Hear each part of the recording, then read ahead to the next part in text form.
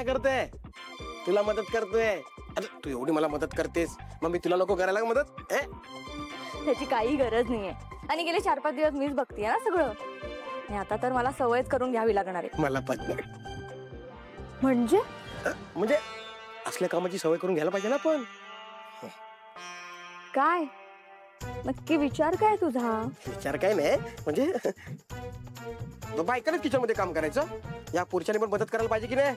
अरे वा वा वा, क्या बात आहे यार बबलू.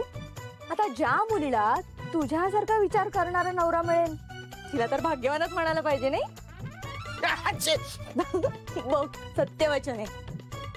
कोर्टाने त्या शिवानीवर इन्क्वायरी लावली आहे ना रे? बरंच केलं. मी तर बोलतो ना, तुला फटके दिलं पाहिजे. बघ ना, करतय कोण आणि भोगावं कोणाला लागतंय? कर्माची फळं भोगते ती. पण बबलू, या सगळ्याचे परिणाम त्या बिचाऱ्या किरणला भोगावे लागणार ना. तिचा जॉब जाईल ना बिचारीचा.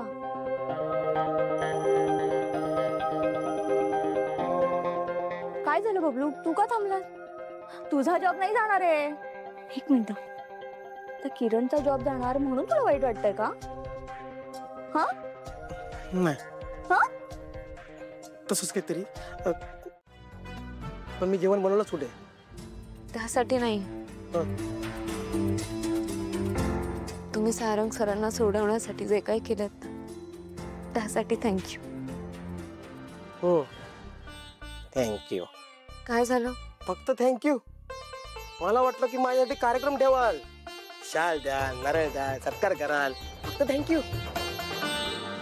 आणि थँक्यू काय ग, मी माझ्या बहिणीच्या नवऱ्यासाठी केलंय आणि माझ्या लाडक्या भावासाठी.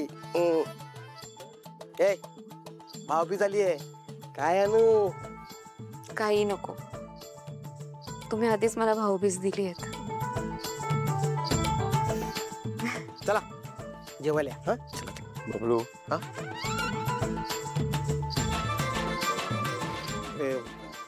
मला माहिती आहे मी चुकीच्या वेळेला. मारू नकोस, परत नाही येणार. वहिनी. अरे नाही मारत, मिठी मारतोय. एक मिनिट वहिनी, डोळे बंद कर ना.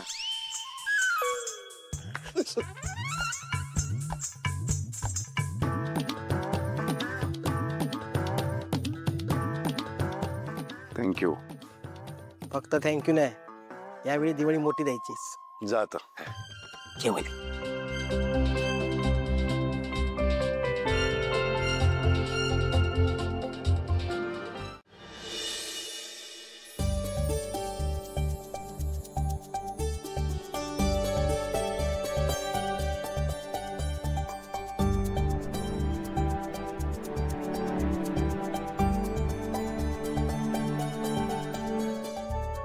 देव एवढ्या लवकर पाण्यातून बाहेर निघतील असं वाटलं नव्हतं मला. सगळ्यांनाच हे वाटत होतं की सारंग सरांची लवकरात लवकर सुटका व्हावी, म्हणून आपण सगळ्यांनी आपल्या परीने देवाकडे प्रार्थना केली होती. मग त्याला ऐकावं लागणारच होतं ना.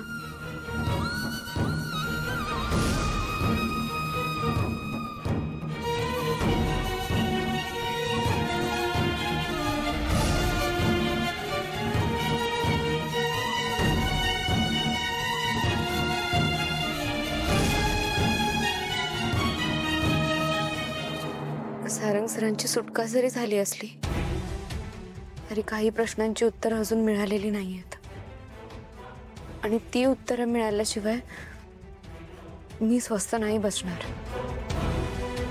त्यासाठीच मला देवाभाऊंना भेटायला जायचंय. या प्रकरणाबद्दल त्यांना काही गोष्टी कळाल्या आहेत म्हणून.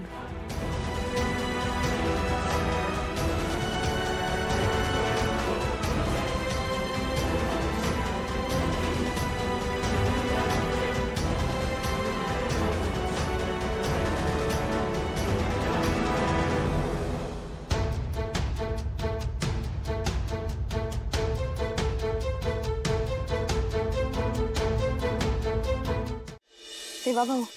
अरे वेलकम वेलकम वेलकम सिस्टर. काय मग कैसा माहौल है घर पे? कसे आहेत सगळे? सावरतायत. गुड. पण आता कसलंच टेन्शन घ्यायचं नाही हं? ही केस आता देवाच्या ताब्यात आहे. And you know when Deva is here he will take care. आपल्या सिस्टरच्या घरावर कुठल्याही संकटाची सावली सुद्धा पडू देणार नाही मी. मला खात्री आहे.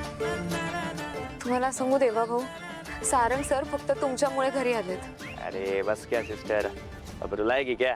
नाही खरंच, तुमचे मानावे तितके उपकार कमी येतो. पण मला सांगा, तुम्ही त्या गुंडांना बघितलेत का?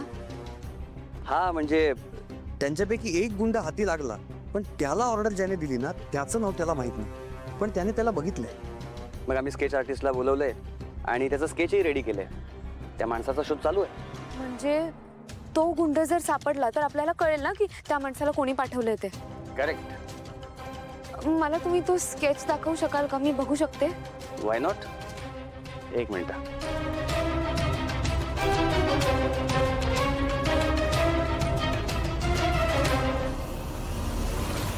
मी मी मी याला ओळखते.